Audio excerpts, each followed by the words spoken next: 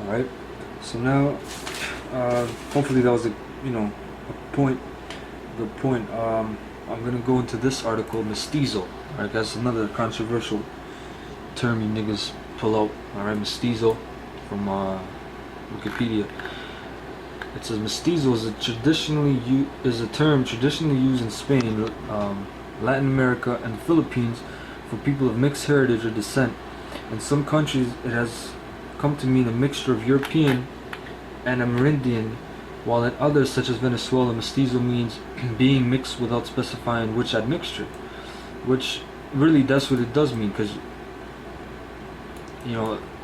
whenever they bring out mestizo, they'll bring out his father's from Spain.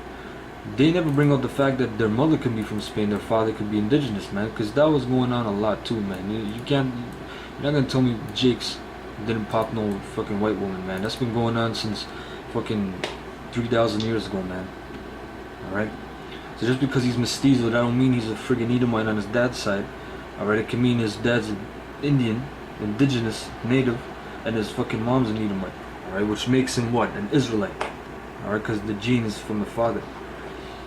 It says the term was used as a racial category in the casta system that was in use during the Spanish Empire's control of their American colonies. It was used to describe those who had one European-born parent, which could be the mom, right, and one who was a member of an indigenous American population. In some countries, while it was used to refer to people of European, African, and indigenous admixture in others like Venezuela. In the casta system, mestizos had fewer rights than European-born persons called peninsulares, and Creoles, who were persons born in the New World of two European-born parents, but more rights than Indios and Negroes. I believe there's more. It says during the Spanish colonial period, the Spanish developed a complex caste system based on race, which was used for social control and which also determined a person's importance in society. There were four main categories of race: peninsular, a person of Spanish descent born in Slovakia; person of Spanish descent born in Spain; Criollo, feminine Criolla, a person of Spanish descent born in the Americas; Indio, feminine India, a person who was a native or indigenous to the Americas; and four Negro, feminine Negra, a person of African slave descent. Persons of mixed race were collectively referred to as castas. During this era, myriad other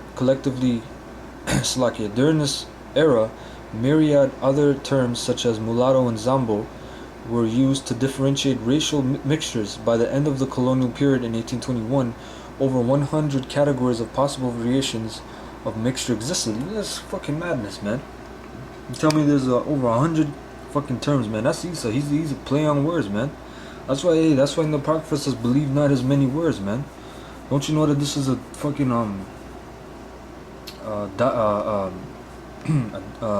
doctrine, of course, but how should I say, a tool, an agenda better, to break up the brotherhood between Jude and Ephraim, man. Alright, by making up all this craziness.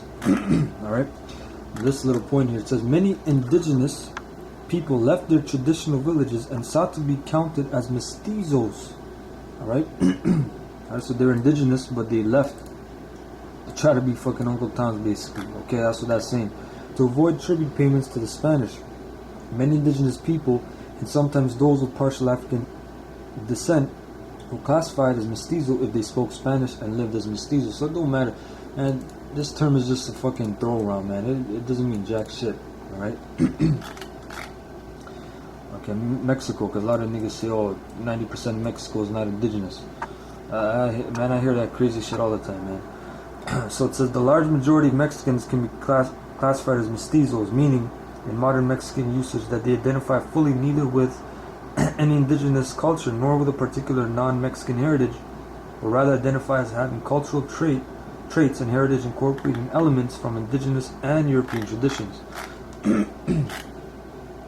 Okay, here's the stats. In May 2009, Mexico's National Institute of There's the word gene again.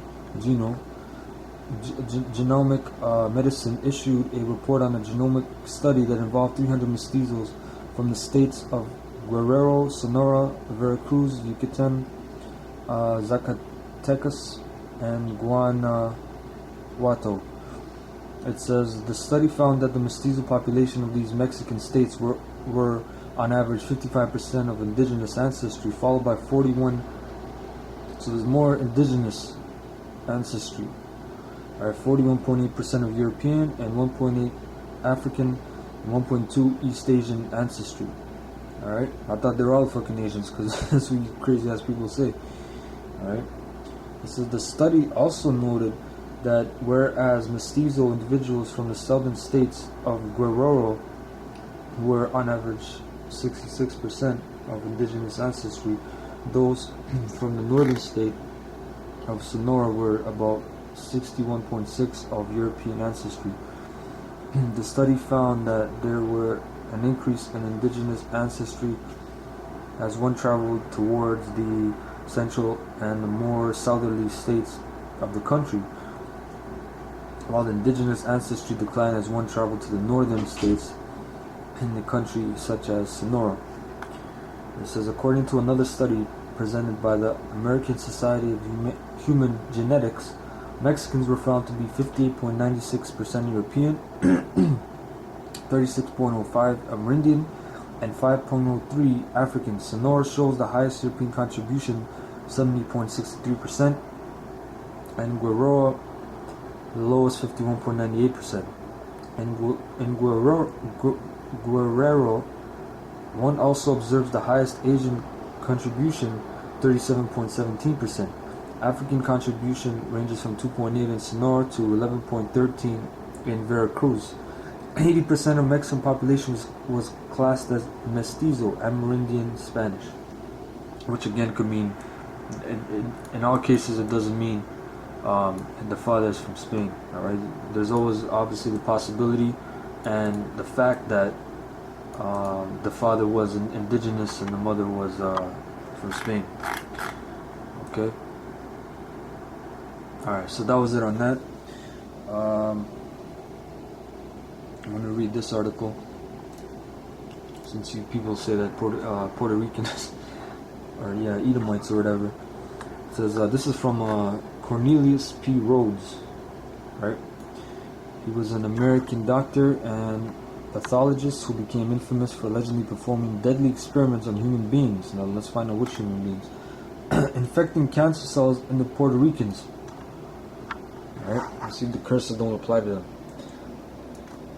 And this dude, he's on Time magazine and shit, looking like a fucking hero and all this madness. Alright. 1949. Alright.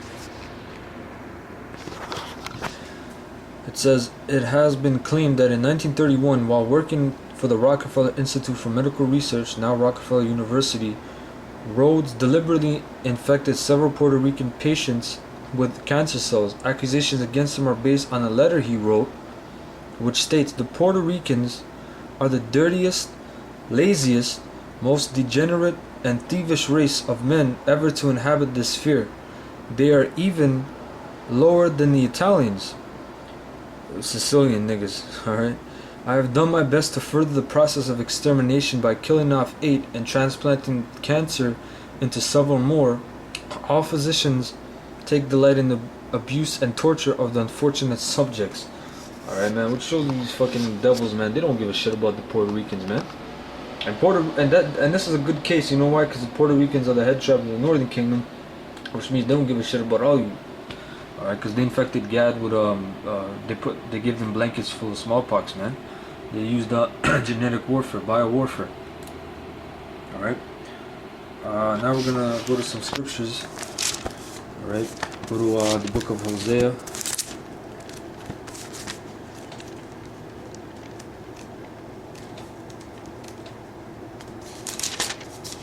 Hosea 7 and 8. It says, Ephraim, he had mixed himself among the people. Ephraim is a cake not turned. Alright, so he had mixed himself among the people, among the other nations, He's a cake not turned. One side of the cake, when you bake it, is brown. Other side, if it's not cooked, obviously it's fucking pale, man. Makes sense. You niggas, you crazy idiots out there, agents, I'll say. Alright, you flip the scripture up like a damn cake, man. You flip it and flip it, man. Alright? It clearly gives you the subject. Alright? The storyline, which is Ephraim. He had mixed himself among the people. And he goes into detail. Ephraim is a cake not turned. Alright? I mean, you got light-skinned Israelites. Alright? I'm going to go to the Apocrypha. Go into the rest of the book of Esther. 13, 3-4. It says, Now when I asked my counselors how this might be brought to pass, Ammon, that excelled in wisdom among us and was approved for his constant goodwill and steadfast fidelity, and had the honor of the second place in the kingdom, declared unto us that in all nations throughout the world there was scattered a certain malicious people that had laws contrary to all nations, and continually despised the commandments of kings, so as the uniting of our kingdoms honorably intended by us cannot go forward.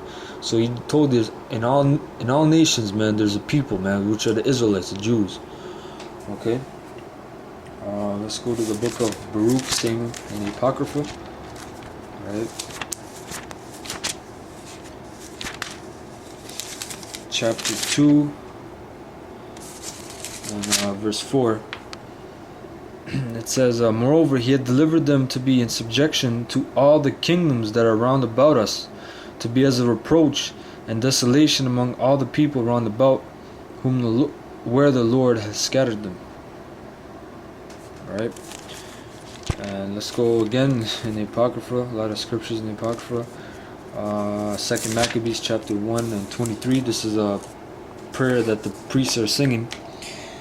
1 and 23. It says, And the priests made a prayer whilst the sacrifice was consuming. I say, both the priests and all the rest, Jonathan beginning and the rest answering thereunto, as Nehemiah did. And the prayer was after this manner: O Lord, Lord, power, creator of all things, who art fearful and strong and righteous and merciful, and the only and gracious King, the only giver of all things, the only just, almighty and everlasting. Thou that deliverest Israel from all trouble, and didst choose the fathers and sanctify them, receive the sacrifice for the whole people Israel, and preserve thine own portion and sanctify it. Gather those that are scattered from us, deliver them that serve among the heathen, look upon them that are despised and abhorred. You got jakes that are despised and abhorred because of the way they look, man. Alright? And let the heathen know that thou art our power. Punish them that oppress us, and with pride do us wrong. Plant thy people again in thy holy place, as Moses has spoken. And the priest sung psalms of thanksgiving. Okay? And to finish off, boy, it looks like all the scriptures are in the Apocrypha. 2nd Ezra's 2 and 2 and 1. I'll read to 7. It says, Thus saith the Lord, I brought this people out of bondage, and I gave them my commandments, but my servants, the prophets, whom they would not hear, but despised my counsels, the mother that bare them saith unto them, Go your way, ye children, for I am a widow and forsaken. I brought you up with gladness, but with sorrow and heaviness have I lost you.